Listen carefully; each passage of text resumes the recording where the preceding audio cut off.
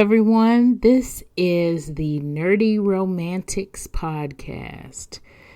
I'm your host, Y.M. Nelson, and this is Episode 5.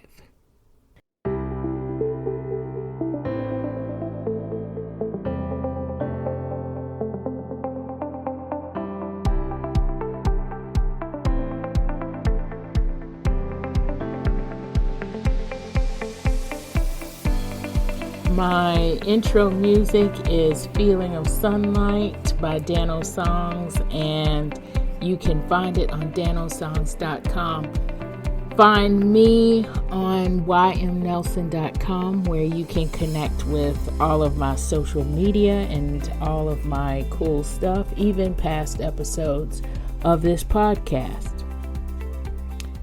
So, we are talking today about the book Rock the Curves by Twyla Turner. And today we will have on two nerdy romantics who, full disclosure, are also my friends, Dana and Staci. Both of them are avid readers. They will be talking about their impressions of this book, and we'll be talking together. So, Twyla Turner's Rock the Curves, a rock star romance. The premise, Gage Walker being a talented rock star. He's the hero. Lyris Wright is beautiful, curvy, and confident, aspiring singer. It's an interracial romance between Lyris, who is Black, and Gage, who is of a Latino or Hispanic descent. So I will read part of the blurb from Amazon. Running out of options and running low on money, she, that being Lyris, auditions as a backup singer for rock and roller Gage Walker. He's blown away by her incredible voice and captivated by her lush curves. Although Lyris needs the job, she's not happy about working with the gorgeous musician. Not when she resents the fact that he's been handed his career because of his looks. Little does she know that he came from very humble beginnings. People aren't always what they seem. Can Lyris get out of her own way and let the attraction she feels as they tour the world take hold? Or will Gage's pop star ex-girlfriend and meddling record label tear their all-consuming connection apart? So in the Amazon blurb, it does say warning, adult content 18 and up. I would consider this as at least steamy romance. I don't know if I'd say erotic level, but maybe. So there are open door sex scenes, and there's some language issues there. So I wouldn't say, this is for your kids. But today, I'm going to talk about a few things before we get into our talk with our Nerdy Romantics fans, or Nerdy Romantics readers, I should say.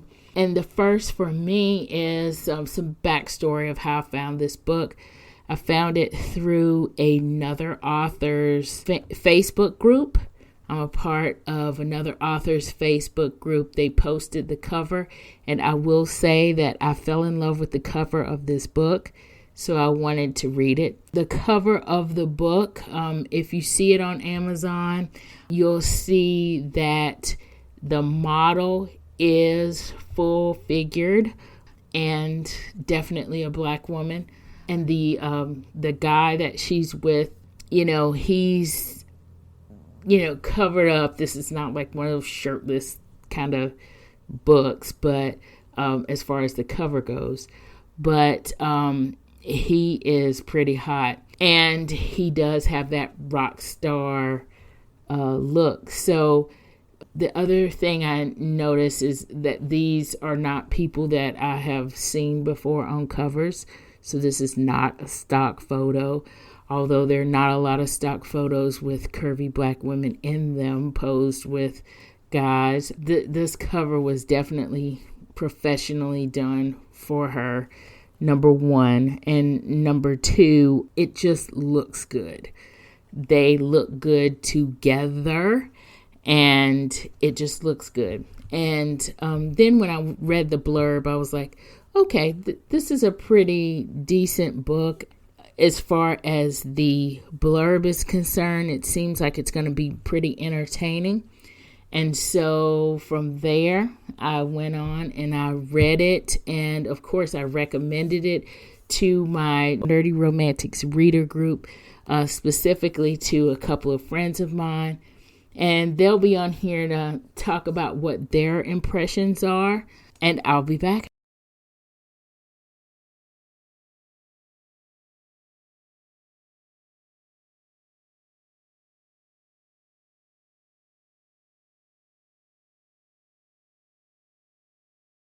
Okay, so we are here with our Nerdy Romantics book club members, Dana and Staci, and both of them have read Rock the Curves by Twyla Turner.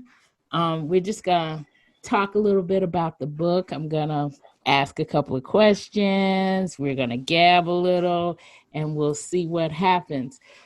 Why don't each of us tell our listeners, tell them who you are and what kinds of books do you like? Staci, tell us about yourself.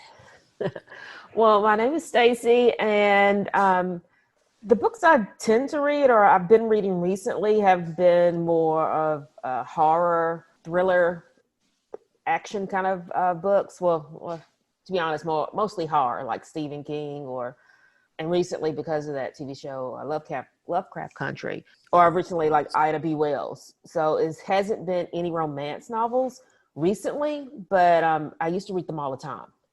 And reading this book was very good for me, as in it was a new genre that I haven't been reading. Well, not a new genre, but something I haven't read in a while. Okay. Dana, why don't you tell the listeners a little bit about yourself and what you like to read? All right, my name is Dana, and similar to Staci, I typically like to read thrillers, horrors, things like that. So I was Stephen King, Dean Koontz, John Saul, all those type of people. There's a new one I'm reading. I know the last name is Karath or something like that. I can't remember his first name. Anyway, but to kind of offset that, I do like to throw in something a little lighter. So some paranormal stuff, like I like Molly Harper, but I also like my occasional interracial romance novels. So that's typically what I go for. And so usually I do the Asian and Black woman and the white man and Black woman, although I have read some of Theodore Taylor's Alien and Black woman as well. So I'm kind of all over the place. All right. So being that this is an interracial romance, was this right up your alley? Yes. Sure enough. Had either of you read Twyla Turner, any books by her before? No, this is my first time reading Twyla Turner. Okay. I'm not 100% sure because I sometimes confuse her with the other lady, Theodora Taylor. Yes. So I think I have. Matter of fact, I want to say I thought they even did a book together, but don't hold me to that. So I'm not 100% sure. I don't know. All right. So they're kind of in the same kind of author circles there. If you get one by Twyla, you might see also recommended on Amazon for a Theodora Taylor book or Eva Vaughn book. So they kind of are all in the in the similar circle, a lot of them, right? Interracial romance. So just a little bit of a recap. This interracial romance is a rock star romance. Gage Walker is the superstar rock star. He is, we want to say, Hispanic, Latino, something like that descent. I think specifically maybe Brazilian is part of it, and in white. Lyris, our heroine, is Black, and she is an aspiring singer who Gage ends up enlisting. So before we get too far into this, listeners, we will be doing spoilers. So spoiler alert if you have not read this. Although this has been out since, I believe, April of this year. We are now recording this in September. But spoiler alert, we will be talking about some things going on in the book. And if you want to read it and don't want to be spoiled, now's the time to pause this recording and come back to it.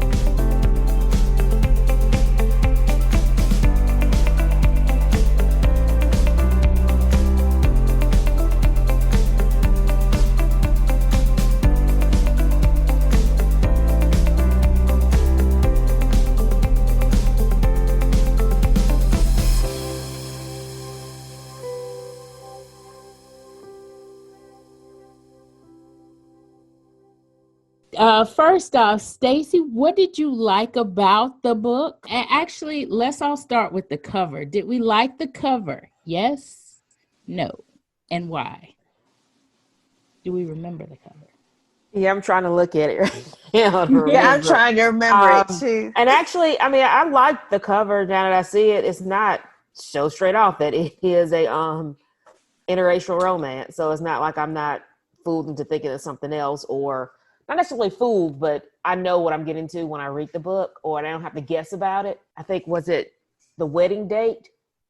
Which you really did. I didn't know that was an interracial romance when I first read that, because initially I didn't know it because, you know, the cover, it just it doesn't have people on it, really. So you don't know, but in this case you do. And it's a nice picture. And I mean, you have time to pull it up? Oh yeah, I got it pulled up. I was gonna say, because I remember she kind of reminded me of Jill Scott for whatever reason.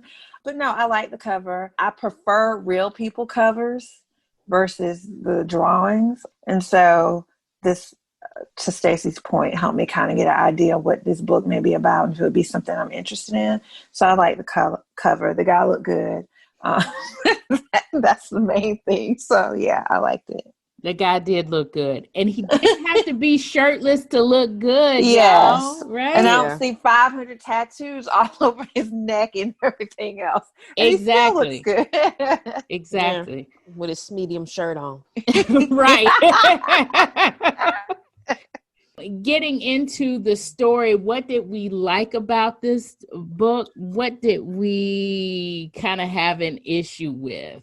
I did like the fact that it took us on a kind of a world tour there, and it took us backstage to different concerts. Also, there's this one section in there where they go to Gage's hometown, and we got a little bit in Brazil, and we got a little bit of that kind of cultural vibe there, you know. So I thought at some point I'm like, okay, I'm learning a little something even while I'm, you know, having a good time reading about two people having some good times together. So what did y'all like about it story-wise? I'm gonna be honest, like story-wise, one of the better things about this book, having read my fair share of these types of books, the sex scenes were actually better than some that I've read in some of the other books. They were a little bit different. The scene, I think they were caught in the rain.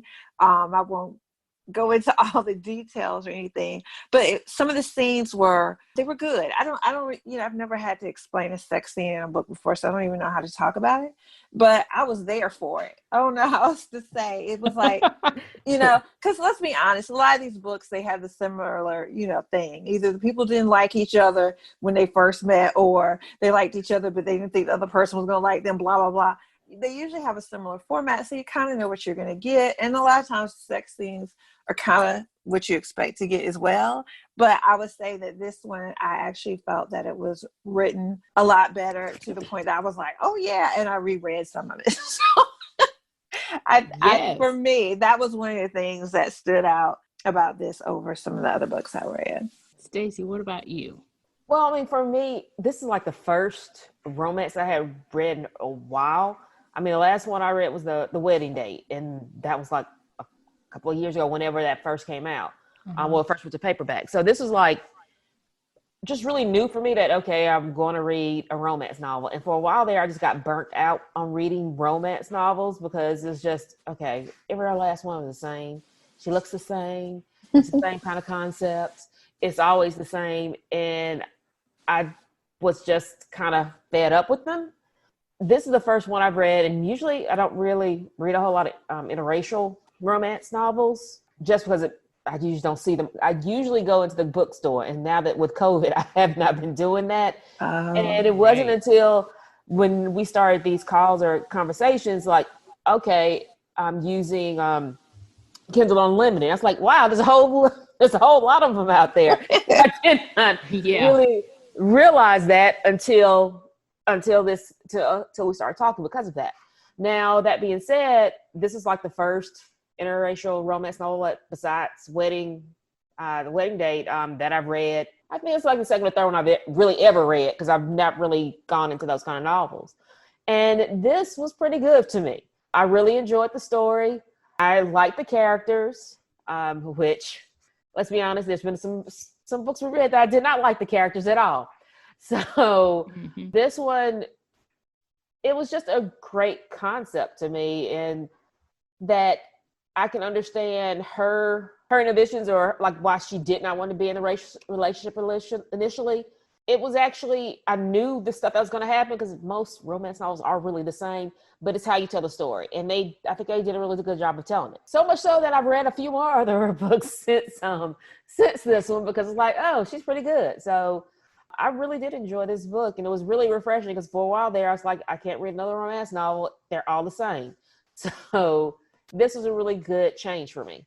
Something you said about the story being refreshing, and about the interracial concept too, but also about the characters. A couple of things that kind of stick out to me, of course, is the fact that she is a curvy girl, which love that. I'm all about that, about curvy girls being shown love. The fact that she's in this interracial relationship kind of gives it another layer to what would just be a regular romance story. So what did y'all think about the fact that she was a curvy girl? This is Lyris, our heroine. So this is going to get into something I actually didn't like about the book. So obviously, I like that she was a curvy girl. I mean, I could see that from the front of the book. I knew it going into it. What I don't like, and this is just not this author, but any author that does this, when we talk about curvy girls, because it's so, it's like a genre in itself, it is like, it's not just any girl. We have to make sure we tell everybody she's curvy, which is fine because I want to know that. What I don't want to know is that she's a size 16, her waist is 42 inches, or whatever it is. Like, when you start taking that curvy, which I feel like encompasses every woman who is not, a straight size, now you've just made somebody like me, who is bigger than this curvy girl in this book, this all of a sudden knocks me out of feeling like, oh, this could be me.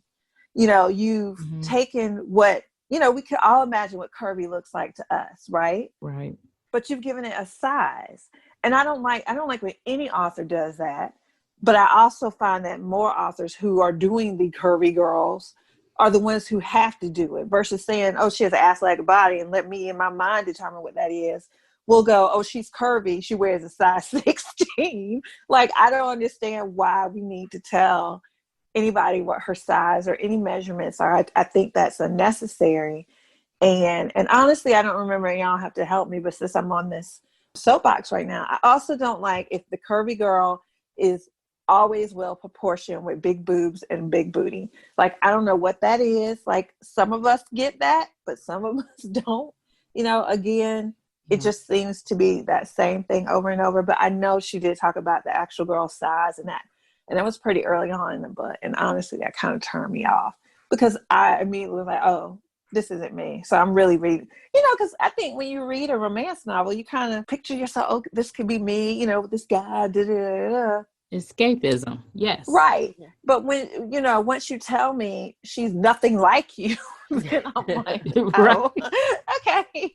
I'm reading about somebody else's life. That's fine, Right. And so just for me, that takes me out of it. And I just feel like it's something that I see more when the woman is plus size than I do if she's just a straight size. Staci, what do you think? Well, it didn't take me out of it when she said that, when she talks about the size. I don't think it's really necessary. If you say it's a curvy girl or she's plus size or however they want to word it, but it depends on how they word it too. But I don't think it's really necessary for them to say the size, that person, but that did not take me out of it, at least for me. I do think maybe a description of her body type sometimes. I think in her other novels, one of her other novels, she has like these friends and this group of friends, and she does describe how they're shaped, but she also includes their sizes, which once I read that one, that did take me out of it a little bit on some of the characters. In this case, and maybe it didn't take me out on this first book because this was the first book that I've had read in a while where she was plus size and I liked her, so I didn't really think about it. But as I started reading more of those novels, they became more of an issue later on. So it's like first when I read it, the fact that she was plus size, that was great for me. And that was it. That's all I really thought about. But as you read more of it, you start to get specifics on what you really would like to see or not see in a book. If I read this again now that I've read several other novels by her and other people with plus sizes or curvy girls as a lead, I might think about it differently, but I'm trying to think of it more when I first read it and how much I liked it. And so I think that may make a difference. If you've been reading curvy girl novels or, novels where the heroine is plus size, you may have a different perspective on it than someone who's just read it. And it's just, wow, someone who may look like me versus, okay, now that she says she's a perfect size, 14 or 16, it's like, that's not me, I think that does make a difference. And after the novelty runs out, you do start noticing those things. So as I'm going back through it, this curvy girl is supposedly proportioned to what Dana was saying. She mentions, her body shape, and it is like Coke bottle kind of thing, even though she's plus size. So she's got the big boobs, she's got the big butt. And not all plus size women have the big boobs and the big butt. And we're not all proportioned that way. I can see the pluses, I can see the minuses of that. So now that we've kind of talked about the heroine a little bit, let's talk about the hero, Gage. First of all, what do we think about Gage? Then I'm going to get into some specifics. So I think in general for me, he just seemed to be, I guess, an all around, I guess, kind of nice guy. He's not that, at least to me, he's not like a strong alpha male or anything like that. He's definitely not. I think he's more of a beta / cinnamon roll guy. So for romance folks, we kind of know what that is all about. Okay, because I know. I've heard of beta. I don't know about the cinnamon roll thing. We'll talk later. Okay, but no. So I think he has the patience of Job, because I would have so left her. But anyway, I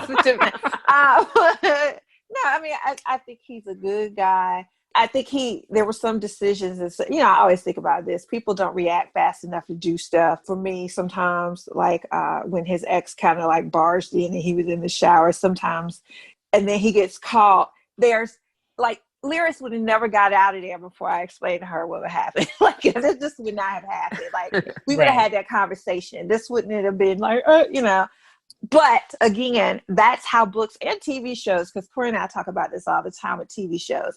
Like, this all could have been solved with one conversation, right? Or whatever. But if you have it, then your story's over. So I get why they do it. But no, in general, like, I had more issues with her than I did with him. I did love that it was interesting that he also had a weight issue at one point. Because, I mean, how many times do you hear about that? At least I haven't in my romance books. You know, the guys are always, and he was too eventually, but they're always like built and perfect six-pack abs and all this other stuff. And, you know, but they love a curvy girl. Whereas he's been there before. And so that, I would have been interested to explore that maybe more, not in this, but maybe in a different book in general, seeing it, because I have no idea what that's like. Because we don't have to talk about what like a weight experience is like from a guy's perspective when it comes to, you know, romance. I have no idea what that's like. You know, I just know what he's like for women or for me. So I thought that was interesting. And then, you know, the whole stomach removal thing. That was interesting. But no, I liked him. Wait, did he get the surgery or he just had? No, he just had, no, he worked out, lost his weight. So he said stomach removal. I was like, what? It was the skin. Okay. Because I was like, I know I missed that. I knew. No. But I mean, I like that, the fact that they had that about him and they talked about it. Because a lot of things I read and it's like, oh yes, he's always looked like that, but he still goes for a curvy woman, and there's nothing wrong with that, but the understanding and empathy, I don't really see that for people who have never had an issue on anything before in their life, you know? And I just don't feel that it doesn't have to be weight issue or anything like that, but it could be just, if you have a perfect life, a lot of times it's hard to find or see anyone beyond that. And I'm trying to break that down in a different way, but it's just, I like the fact that he had issues before the relationship and that he had to work his own issues out too. And I like that he wasn't totally a perfect person. Yeah. That he came out of the box, here I am, the Ken doll of your dreams. So I like that. Right. Well, y'all kind of answered a specific question I had. So about Gage and about his weight. And I like the fact that was written in there that, you know, he had also had a weight issue. I kind of wish that was a little bit more explored as well, other than just saying he had a weight issue. You know, there was a paragraph or two more than what I just said. But other than that, how about other things? Are there other things that y'all may have wished that the author would have done with the story, or that maybe you thought it was going one way and it didn't?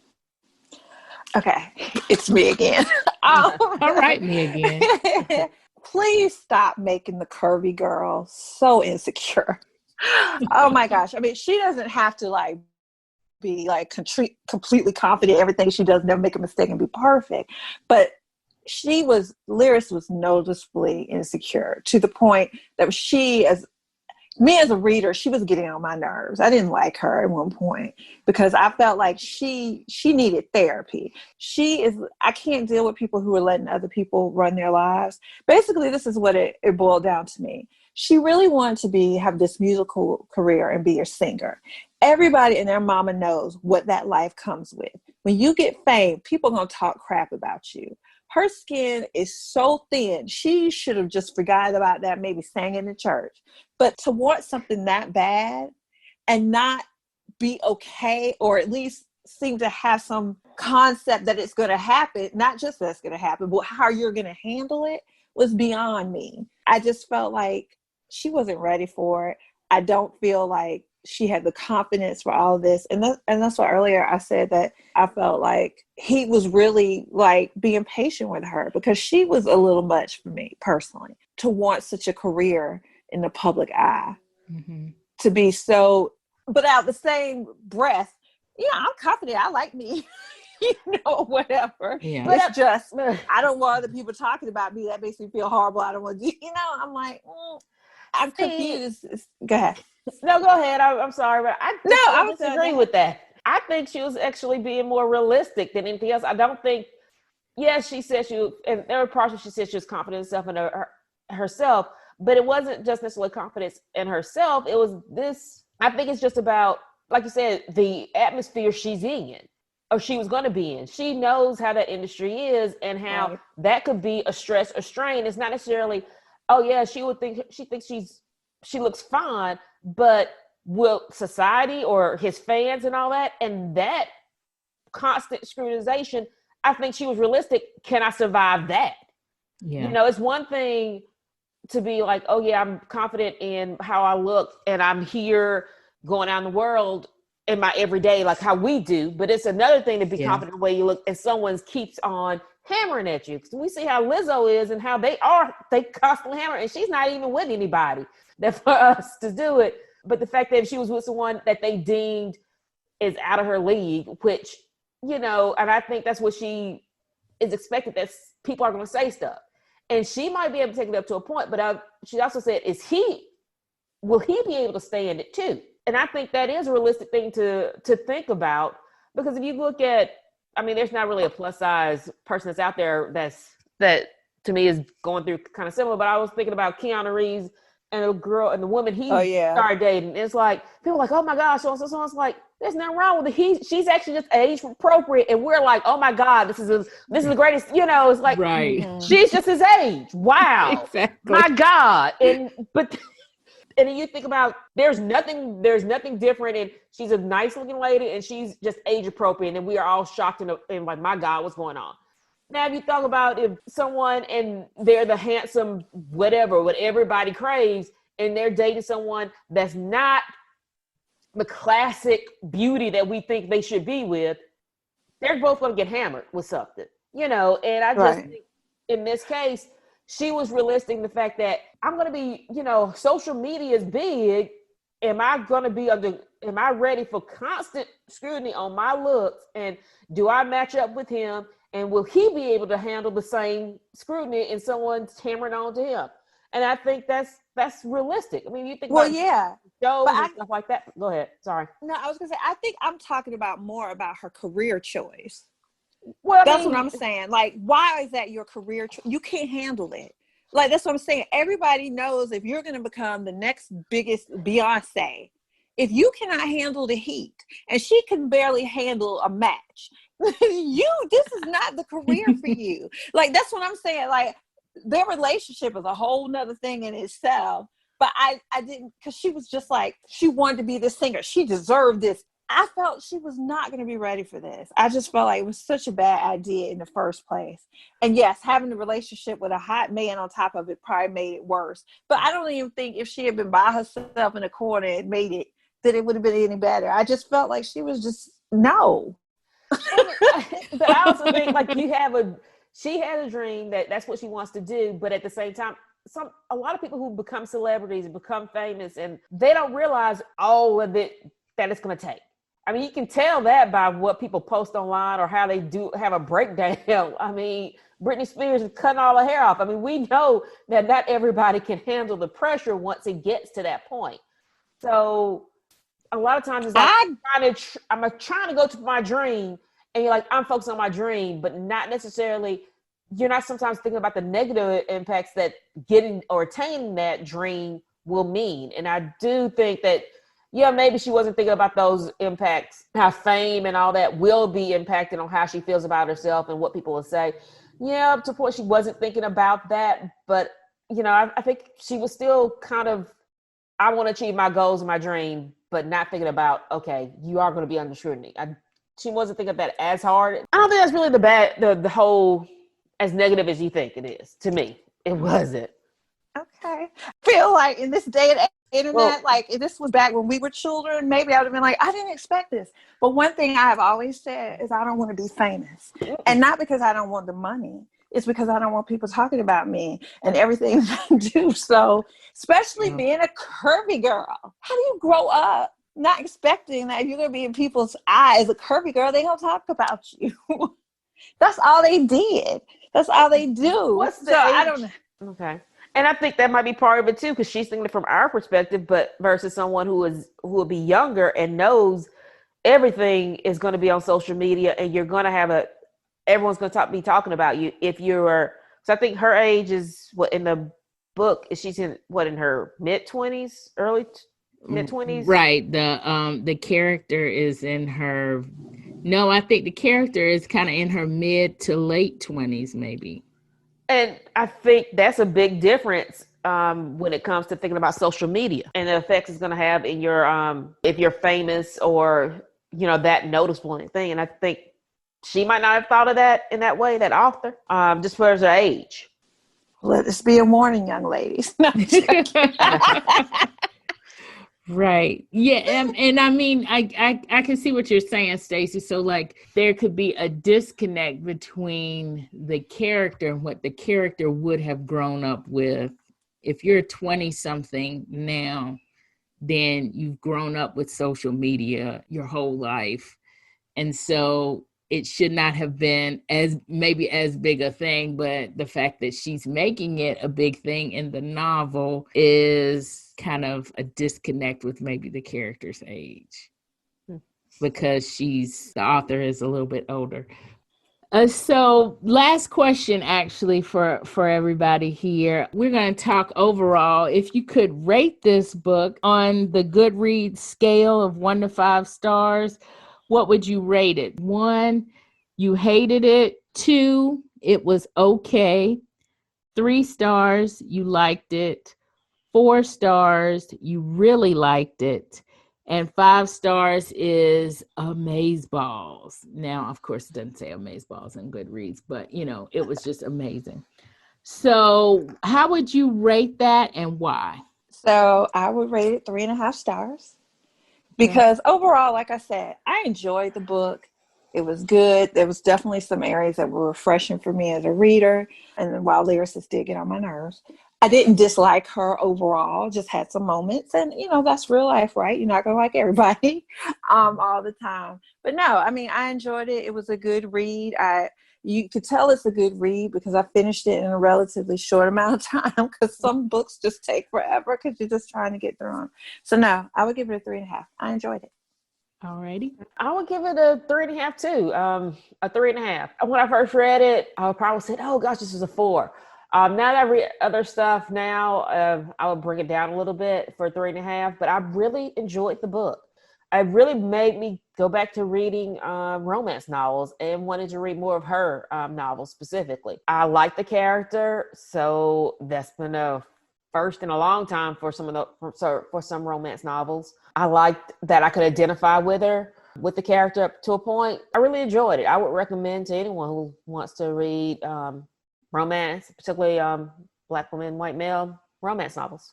Well, we'd like to say thank you so much, ladies. Dana and Staci, thank you so much for participating in our Nerdy Romantics book club discussion. We love you for being here and for indulging in my whims. Again, that book was Rock the Curves by Twyla Turner, and it is available now.